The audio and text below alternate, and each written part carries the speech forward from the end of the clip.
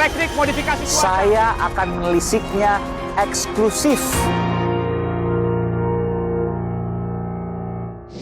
Dari sejumlah 75 orang itu, 51 orang itu menyangkut aspek PUNP. Bukan hanya itu, yang 51 ini tiga-tiganya negatif. Nah yang 24 itu PUNP-nya bersih, ada yang aspek pengaruh dan ada yang aspek pribadi atau ada yang dua-duanya. Itu yang 24 orang. Nah 24 orang itu masih bisa disertakan dalam diklat bela negara dan wawasan kebangsaan.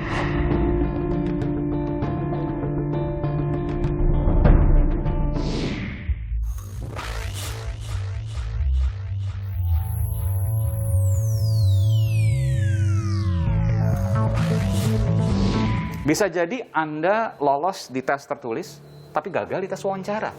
Bisa jadi ya, tapi saya curiga karena setelah saya tanya teman-teman yang nggak lulus tuh dari 75, tuh berada di ruang yang sama. Padahal ruang wawancara itu ada 30 ruang. Tunggu sebentar. Jadi yang tidak lulus berapa orang tadi? 13 orang dari ruang 2, 5 orang dari ruang 1, 5 orang dari ruang 3. Kemudian ada berapa ruangan total semua? 30. Dan dari hari yang berbeda, berpindah mereka ke ruang 26 dan segala macam. Jadi saya yang pikir, tidak lolos hanya dari 3 ruangan itu? Ada mungkin 5-6 ruangan gitu. 5 ruangan? Karena berbeda hari ya. Jadi dari mereka 30 ruangan? Iya. Oke, apa yang Anda curigai dari situ? Saya itu ketika diwawancara menunggu hampir 2 jam di ruangan itu. Padahal pewawancara ada, ruangan sudah kosong. Oke. Kemudian dia wawancara lebih dari 1 jam. Yang lain diwawancara 1 orang, saya diwawancara 2 orang. Kemudian pewawancara tidak memperkenalkan diri, ada yang diam hanya mencatat saja begitu kan. Tapi yang saya agak heran, dia tahu detail tuh, sampai rumah saya di kampung yang di dekat hutan, mereka tahu itu. Di daerah? Di daerah 30 kilo dari Ponorogo, di dekat kaki Gunung Wilis sana. Oke. Kemudian pernah ada yang datang ke sana, mungkin ada anggota keluarga yang sempat bercerita? Saya tidak pernah memantau ya, karena rumah itu sebenarnya kosong. Oke. Ya, sebenarnya kosong. Apa yang diketahui pada waktu itu, sang wawancara? Dia tahu tuh nama lokasi-lokasi di dekat rumah saya itu. Di mana itu kalau bukan orang situ nggak tahu. Kemudian saya ditanya banyak hal tentang pencapiman saya, pimpinan KPK. Tapi yang jelas pada saat tes wawasan kebangsaan Anda lolos waktu itu? Tes wawasan kebangsaan di Capim, saya lolos. Di Capim lolos? Ya. Bahkan Desember tahun lalu, 2020, saya mendapatkan namanya award itu Makarti Nagari Award. Itu peserta Diklat PIM terbaik nasional. Apa kaitan dengan wawasan kebangsaan? Di sana itu praktek kepemimpinan yang dihitung tuh segala macam, bukan pengetahuan, tapi sosiometri segala macam, termasuk aktualisasi kepemimpinan. Oke. Dan program saya program untuk memperbaiki sistem-sistem politik juga. Dan kenapa kok tiba-tiba dalam rentang hanya 3 bulan saya dinyatakan nggak lolos? Jadi menurut saya agak aneh ini. Saya ingin masuk tadi, Anda katakan bahwa hanya sedikit ruangan yang kemudian diketahui adalah ruangan, kalau saya boleh katakan menurut Anda adalah ruangan pembantaian yang menyebabkan orang-orang tersebut tidak lolos. Boleh dibilang gitu, ada patternnya di sana. Jadi apa yang Anda curigai dari situ? Mungkin ini sudah ada daftar sebelum diwawancara atau sebelum tes. Jadi ini terkait dengan pernyataan beberapa teman saya yang ketika pimpinan baru masuk sudah memberikan daftar waktu itu. Inilah orang-orang yang dipandang berbahaya. Jadi teman saya bercerita, ada Mas Harun, ada Novel gitu kan.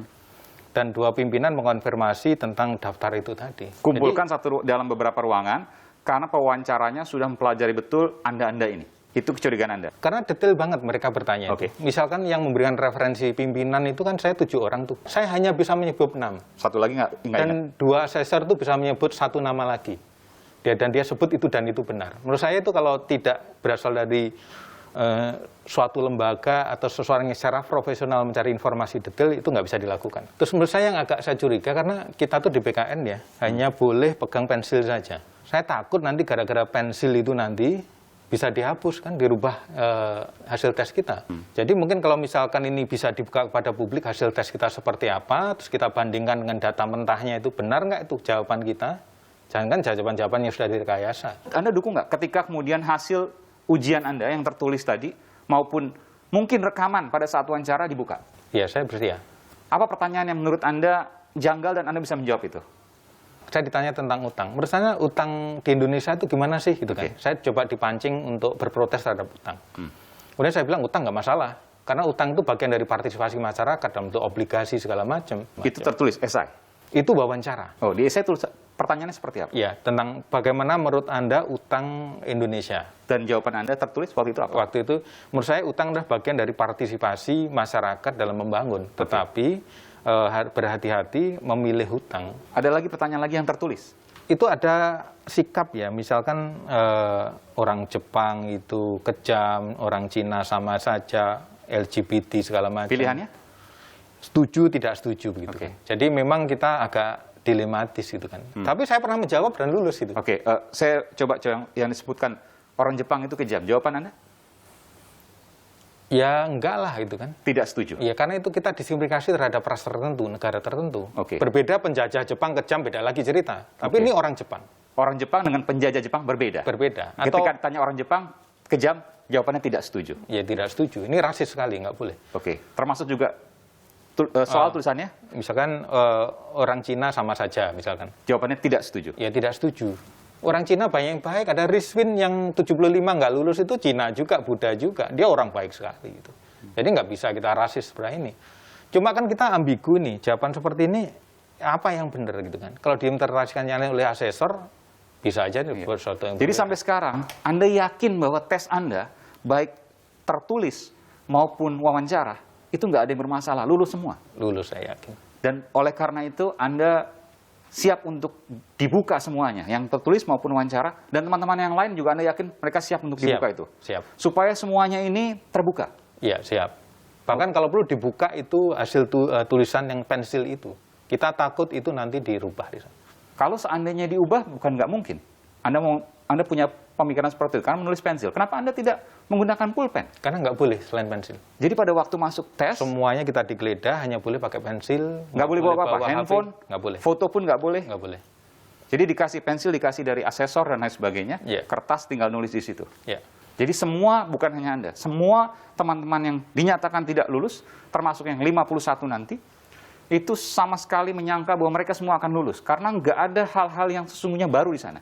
Anda mau disingkirkan, ini persekongkolan jahat, ada operasi senyap, Bisa jadi. apa untungnya ketika kemudian ada 1.200 lebih yang lolos, dan kemudian segelintir 75, ya, yang kemudian dinyatakan tidak lolos, prosesnya dilakukan oleh berbagai lembaga. Bagaimana Anda menjawab ini? Jangan dilihat 75 berbanding 1274. 75 itu 9 kasatgas loh. 7 kasatgas penyidikan itu kasatgas yang dimiliki oleh KPK. Sudah bergabung di KPK. Dulunya Purnawirawan Polisi. Kemudian 2 kasatgas penyelidikan itu adalah yang paling banyak OTT. Itu kita bicara kasatgas. Di dalamnya ada direktur itu 3 orang. Ada eselon 1, selevel dirjen 1 orang. Eselon 3 ada 4 orang. Apa ruginya ketika 75 itu tersingkirkan? Saya jadi ingat strategi Mas, cara menakut-nakuti kera itu dengan darah ayam. Jadi nggak perlu disembelih tuh keranya. Ayam disembelih ditakutin darah-darahnya itu, kera sudah pada takut. 75 ini darah ayam untuk menakut-nakuti yang lain. Kamu mau macam-macam, berani vokal, berani beda pendapat, ini kayak 75 ini. Kemudian adalah memang orang-orang ini sedang memegang kasus on fire dan dalam pengembangan ada bansos, benur kelautan, Ya. dan Kasus-kasus besar semua. Tanjung Balai dan segala macam besar-besar semuanya. Di antara 75 itu yang orang langsung nangani kasus 28 orang. Oke. Kemudian dari total seluruh KPK itu penyidik cuma maksimal 80 orang kita punya. Jadi kalau kita bicara 20 sekian terhadap 80, berarti kan 25% itu. Kemudian dalam konteks yang lebih besar kualitas ini orangnya bukan macam-macam lagi nih. Anda 16 tahun berkarir di KPK, selalu dalam pemberantasan korupsi. Saya yakin bahwa Anda punya jiwa yang luar biasa dalam pemberantasan korupsi. November Anda diberhentikan. Apa yang akan lakukan? Kita harus coba bertahan semaksimal mungkin di KPK. Kalau memang nggak bisa bertahan di sini, apa boleh buat? Anda tetap akan memperjuangkan posisi Anda dan teman-teman puluhan lainnya tetap untuk di KPK.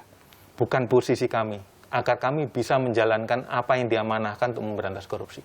Teman-teman udah sepakat itu penyidik itu. Baru mereka diaktifkan, buron-buron ditangkap, kasus-kasus berjalan. Ada list-list yang akan ditangkap setelah mereka kemudian aktif. Kenapa sebelumnya tidak dilakukan? Ketika mereka sedang on fire, sedang menyiapkan itu, tiba-tiba dinonaktifkan ini sejak tanggal 7 Mei ya. 7 Mei sampai sekarang sudah berapa hari itu? Terbengkalai. Oke. Oh, jadi ini karena terbengkalai sebelumnya karena proses ini, TWK ini. Iya. Terakhir, Mas Giri, siapa yang melakukan ini semua? Kalau Anda katakan ini adalah persekongkolan jahat, ada operasi senyap, menurut versi Anda? Saya nggak tahu nih. Bahasa kami adalah hantu. Kalau mereka gentleman ya. Apa tujuannya? Mungkin kita bicara yang lebih besar dari pemberantasan korupsi itu sendiri. Karena 2024 sebentar lagi pemilu. 2024. Tahun depan Juli 2022 itu udah mulai tuh tahapan-tahapan untuk pemilu 2024. 2022, 2024, semua terkait politik. Apakah aktor-aktor politik yang Anda maksudkan? Enggak demikian, tapi memang ini timingnya kayaknya mendekati sana.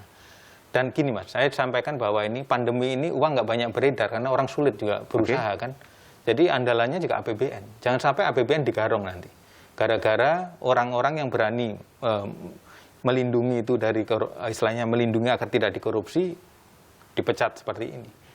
Jadi kita ingin bahwa 2024 atau mulai tahun depan pilkada segala macam APBN harus selamat. Gimana caranya? Anda yakin masih bisa? Tuhan masih sayang sama negara ini, saya yakin bisa. Terima kasih. Ya.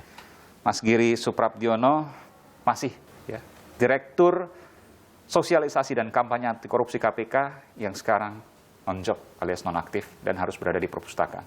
Ya. Terima kasih Mas Giri. Sehat selalu. Terima kasih Mas Saiman. Mohon doanya untuk bangsa ini dan harapan kita semuanya. Amin. Terima kasih Mas Giri. Menyingkirkan mereka-mereka yang punya penanganan kasus besar yang dianggap sebagai tulang punggung pemberantasan korupsi, ada penyidik dan penyelidik senior yang biasa kemudian membongkar kasus-kasus besar. Kalau misalnya ada indikasi seperti itu diungkap saja sekalian. Saya akan melisiknya eksklusif